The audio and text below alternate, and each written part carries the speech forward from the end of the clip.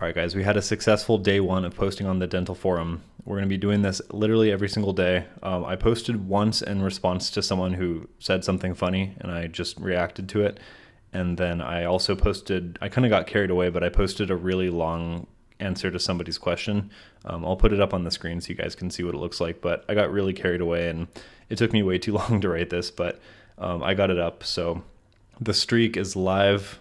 And if I skip tomorrow, then I got to restart. So, that's not happening. So I'm going to just get super active on these dental forums. And if the patterns of the past say anything about the future, we'll have some more inbound leads in no time. I do need to get a lot quicker about this, but sometimes I forget what tools I have and know about that probably none of these people really know about. For example, the Perplexity Comet browser can browse websites for you. So, for example, I can log into the dental forum that I post on, and I can have it search for either common or even niche questions, maybe niche would be better, and have it compile a list of questions that people are commonly asking on there.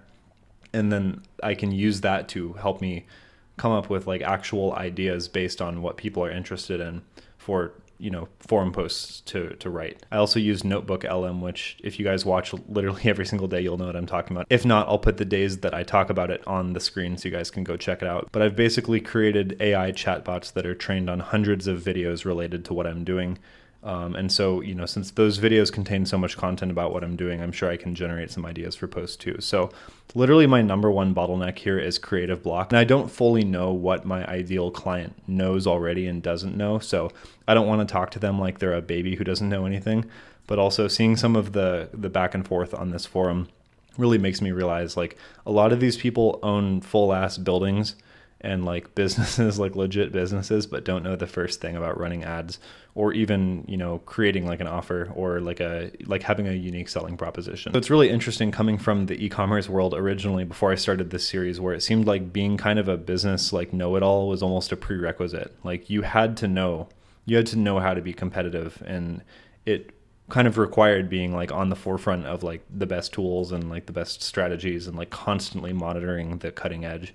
And here it seems like people really live like 5 years in the past. So I think this is a really exciting niche, and I literally am just totally forgetting to leverage the tools that I have access to.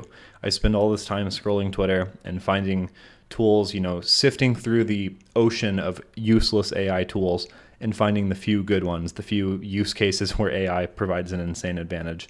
And then in practice, I completely forget to use them. So I think this will be a great exercise going forward. Not only do I need to make a YouTube video every day now, so I'm going to get better at talking to the camera and, stuff that I have wanted to work on for a long time. But I'm also going to have to be forced to write more. So I'm gonna have to write faster. I'm gonna have to be more articulate and like kind of clear-minded. And then I'm gonna have to figure out how to come up with like relevant topics to write on. I don't need to write crazy long posts every single day. My goal isn't to, spam the feed with like books, novels every single day. I don't think that's a great use of my time either. But just replying to somebody's thread or making my own post or contributing in any form, just as, just like the YouTube videos, I have to make a YouTube video every day, because the moment I stop or the moment I take one day off, I'm going to start justifying taking days off. And once that happens, it's basically over. In fact, related to my personal life, I was like 50 something days into going to the gym literally every day. And then I had like one night where I kind of just forgot about it and ran out of time.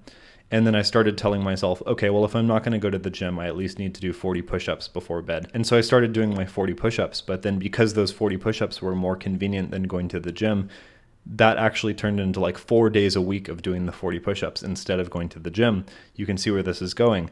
And then eventually I realized, oh, this maybe just isn't, I kind of became tired. I was doing 40 push-ups, but I wasn't even remembering to do them until it was super late in the day, like past midnight.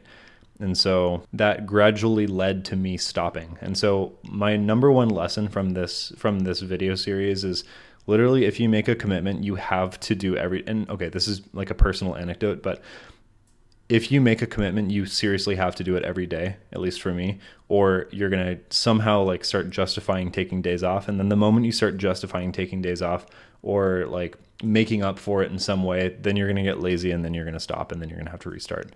That's how it is for me.